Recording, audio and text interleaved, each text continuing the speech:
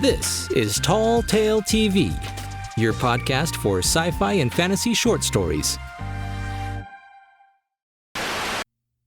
Of Bandits and Bad Magic by Lesley Herron. Chapter 9, Celtis.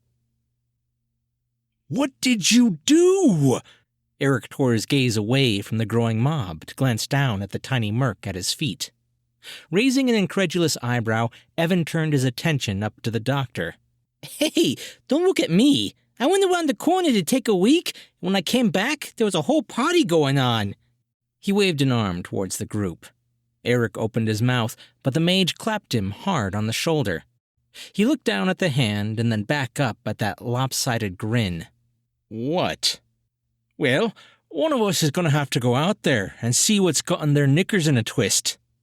Eric shifted out from under the unwanted touch and gestured out the door with a swing of his open hand. After you. Atlas took a swift step away from the threshold, almost chuckling as he did. Oh, no. See that man out front there? He's a priest of the axiom of the immortal word. That lot doesn't take kindly to me. He dug his pinky finger into his ear. On the account that I'm an arcanist and therefore a heretic and all. Eric gave a swift look to Varen, whose brow was knitted together in fear, and ground down on his resolve. He offered the mage a flat look and grumbled, "Fine," as he stepped over the slumbering bear and down the crooked steps of the leaning porch.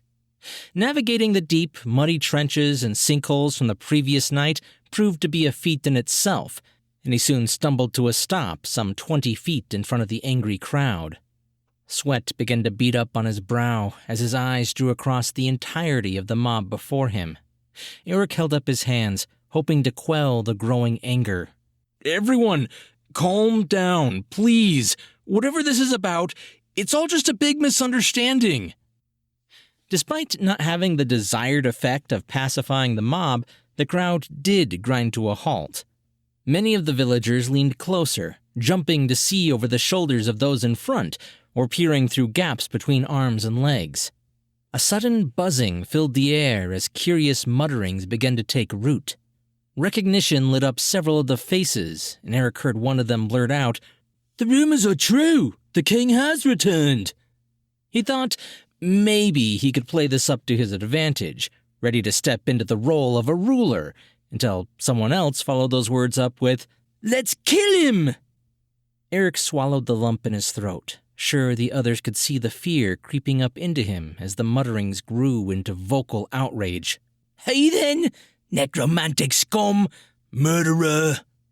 The mob surged forward, brandishing their weapons and shouting for his immediate death. Eric took a step back, his eyes darting across each face, pitchfork, and scythe.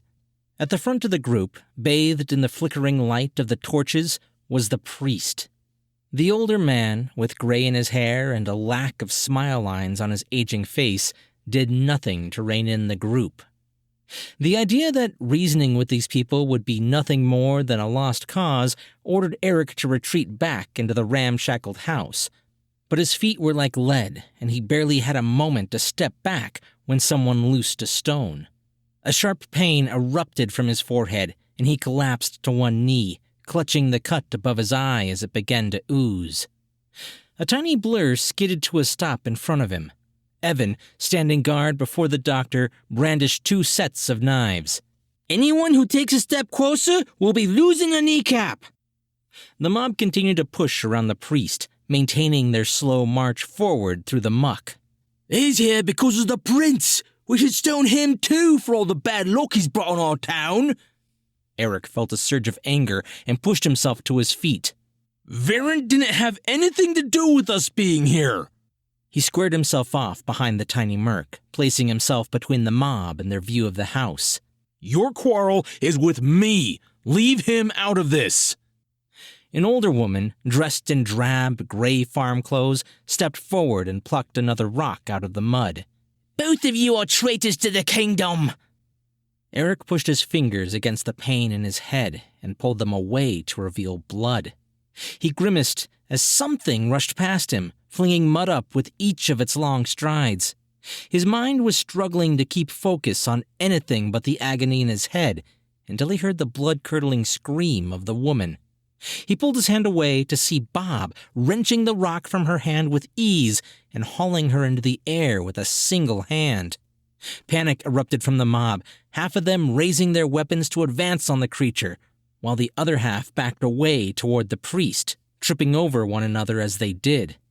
Eric's mind cleared and realization struck him. "Bob, put her down and come back over here, now!"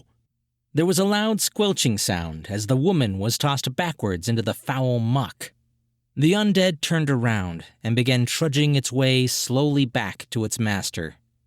The Arcanist stepped up next to the king, studying the priest's hateful glare. "Oi, you were just supposed to see what they wanted, not stir them into a frenzy." Atlas pulled his gaze away from the older man and locked eyes with each of the villagers.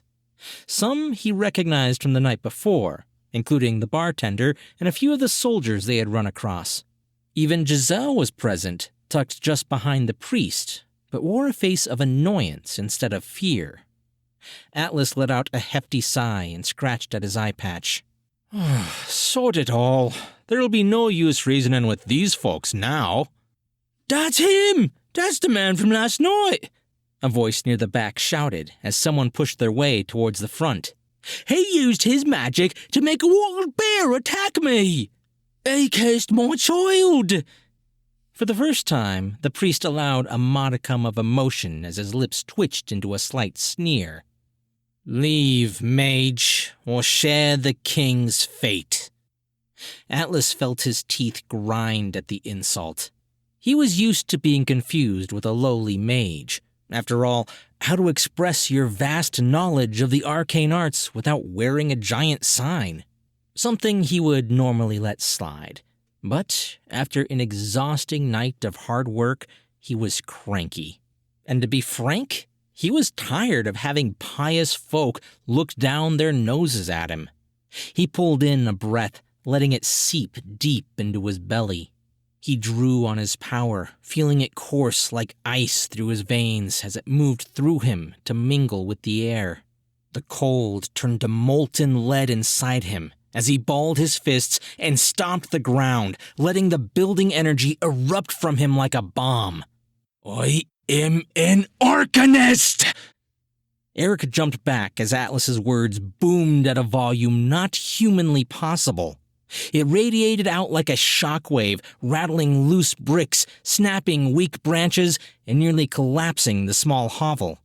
The gust of wind was like the energy of a sudden downburst, sending the villagers off their feet and down into the mud.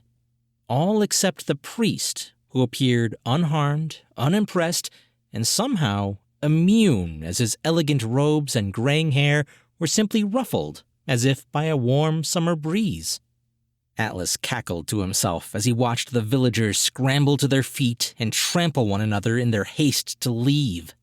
Only a small handful remained, gathering to rally behind the stoic father. The priest glanced around him with only the barest of movements. He took a step forward and lifted his hands. "Just as I suspected." His voice was slow and purposeful, making sure all heard him clearly. "Heretical magics." His words carried the taint of malice. "Such things are profane in the eyes of our God. These people are my flock, and I will not have you infecting them with your sullied ways." Atlas let out an exhale that sounded more like a scoff as he shoved his hands into his lower back and stretched. "Piss on your God. It's a free kingdom. I can practice whatever I'd like." Eric glanced over at the few remaining villagers and their shocked gasps at the Arcanist's words. The priest, however, continued to glare at them, barely flinching. The holy man returned the king's gaze, and then let his eyes wander to the ramshackled shed behind them. It was dangerously close to collapse, leaning farther after the mage's blasphemous magics.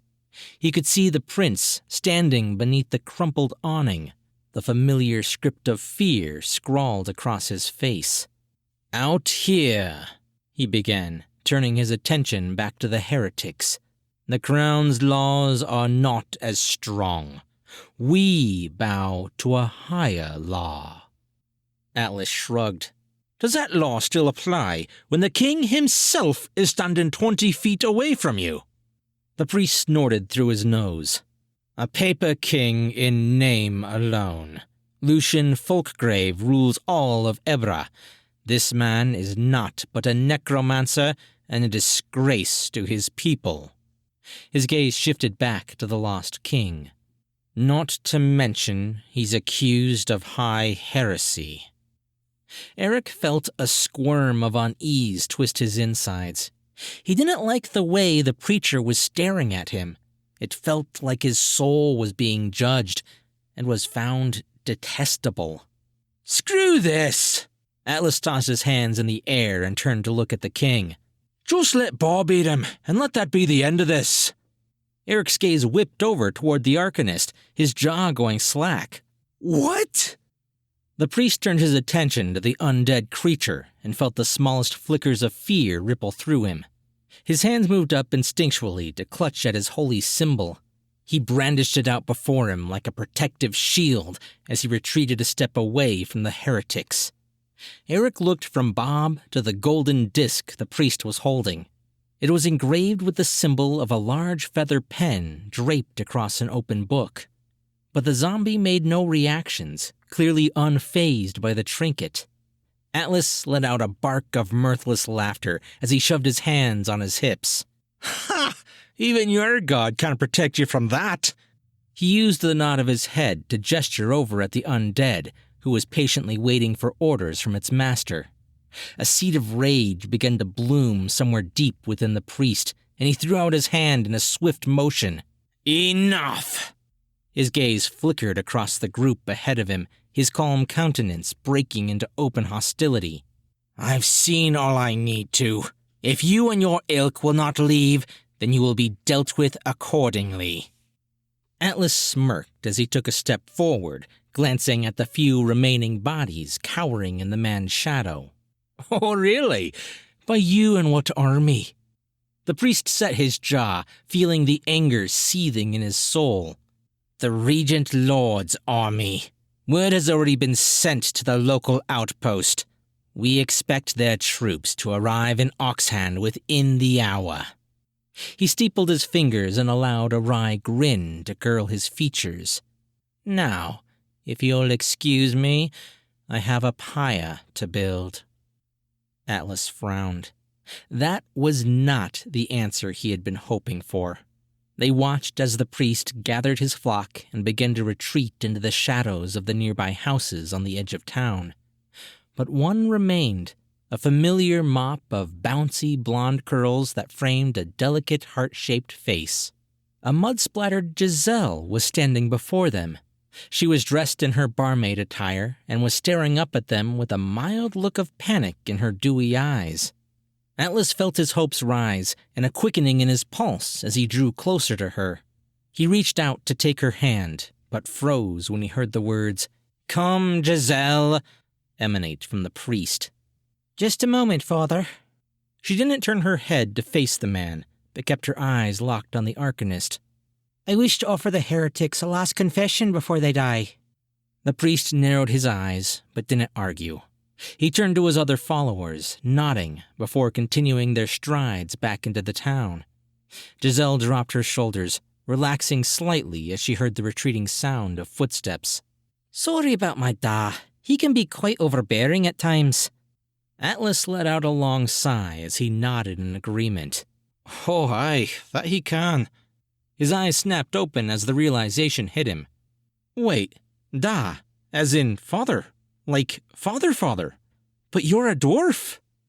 Giselle chuckled at the gawked expression of the handsome man before her. "I was abandoned on the church steps when I was a wee babe. Father Moore took me in and raised me as his own."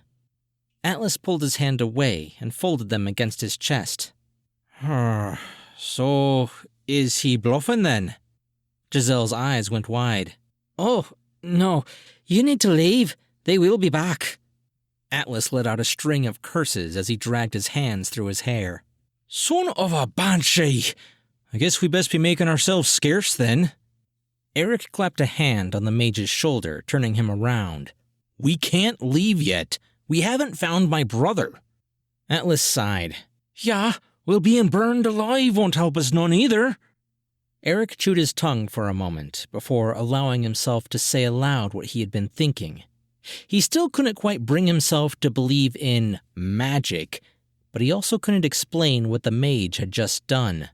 What about that, tracking spell? He felt his teeth clench painfully together around the last word. Atlas let out another bark of laughter. Oh, believe in magic now, do ya? Unfortunately, any tracking spell cast by me will just keep taking us back to that lump. He threw a finger up to point over at the prince, who was slowly making his way towards them. He looked back to the king and, reading the silent words on his face, dragged his fingers down his chin before replying. Fine. If that's that important, what we need is a mage who specializes in tracking. Giselle turned a little, pointing at the main muddy road that crossed through the heart of the town. Sometimes I go with Gus down to Still Harbor to resupply the inn. They've got all sorts of mages down there. I'm sure you could buy a tracking spell. Atlas frowned with another sigh. Oh, how far is it from here? It's only a 2-day journey if you follow the main road. Could take even less time if you manage to hitch a ride with some of the traveling caravans and merchants. For the first time that morning, Atlas felt a rare moment of peace. They could easily make a 2-day journey to find this supposed savior of their problems. Then they'd be back on their way towards the Bandit Queen soon after. Atlas turned back to Giselle, plucking up one of her tiny hands. That sounds like a splendid plan, only we're a bit short on supplies. Would you be willing to fetch us a few things, seeing as how the villagers aren't likely to let me waltz into the general store? You have something to write all this down on. The Arcanist's words faded into background noise as Eric felt someone tug on his shirt sleeve. He glanced back to see Varen motioning towards the dilapidated home. He turned to see Atlas was already deep into flirtatious conversation with the barmaid and sighed. He spun on his heel and followed the prince up the muddy road. They stepped over the, somehow, still sleeping bear and crossed into the darkened interior. Eric looked around, curious as to what the other man wanted. Is everything okay? The prince held up a finger to ask him to wait, then began darting around the tiny space, rummaging through the rotten furniture. He tossed aside moldy clothing before diving into the half-packed rucksack that sat near the small wash basin. Varen upturned the pack onto the ground, but quickly dismissed the contents. His eyes scanned around the room until they landed on a small leather bag leaning against the warped doorframe. He reached for it, flipping open the top, and pulled out a slab of pure black slate. He licked his lips as he then began to scour the house on hands and knees until he found a small chunk of chalk hiding beneath a clump of foliage. Varen took his things and collapsed into the only chair in the room. He began scribbling on the slate before holding it up to show Eric. Eric took a moment to decipher the scrawled message. The prince's handwriting was eerily similar to his brother's, small and somewhat loopy. Why did you stick up for me? He felt himself sigh as he collapsed back onto the bed. Well, because what they were saying and the way they were treating you was unfair. You're not a waste of space. He pressed his fingers into the still bleeding sore on his forehead, wincing as he did. Varen took back the slate and ran his hand across it, wiping clean the previous message before scrawling a new one. But we don't know each other. Eric pulled a face. No, we don't. But just like I look like your brother, you resemble mine. You kind of remind me of him in some ways. But he's tough as nails. Eric shifted on the bed, a little uncomfortable with the direction of the conversation. You may have had a different upbringing, but I know you have that same potential. Don't let anyone walk all over you. Varen stared at him, each word striking a chord somewhere inside. It produced a feeling of jealousy. Clearly, this man shared a bond with his sibling, and he suddenly found himself wishing he and his brother had something similar. He looked down at his chalk words before swiping them away as well. After a few false starts, long pauses, and hasty removals, he managed a final question. "Can I come with you?" Eric rubbed away the blood from his forehead before pushing his glasses back up his nose. "Are you sure you want to? I'm kind of hated by everyone." Varen offered the other man a flat look. A smile tugged at Eric's mouth as he let out a soft chuckle. He pushed himself to his feet, nodding. "All right, fair point. If that's what you want, gather whatever you want to bring with you. I'll go check with Atlas and see what our timetable looks like." He crossed the distance to the door in a few strides, peering out from through the crooked frame. The Arcanist was sprawled out across the bear's back, his arms and legs draped across either side of the creature's massive body. The two were competing, unconsciously, to see who could snore the loudest. Eric looked around to see Evan sitting on the stoop of the porch, running the blade of his stolen dagger across a sharpening stone. Bob was standing a short distance away, curiously observing the tiny merc. "Alice said to tell you Giselle went to get us some supplies, and that he was going to take a well-deserved nap, whatever that means." He flipped the dagger in his hand and began sharpening the other side. "Oh, and he said not to wake him on pain of death." Eric sighed and looked back down the muddy path. Half expecting a horde of angry villagers, he was surprised to see the blonde-haired woman bounding down their path towards them. He stepped off the porch to meet her, curious at her wide-eyed expression. Giselle didn't give him a moment to speak before she thrust a small flour bag of food in his open hands. "You'll need to leave."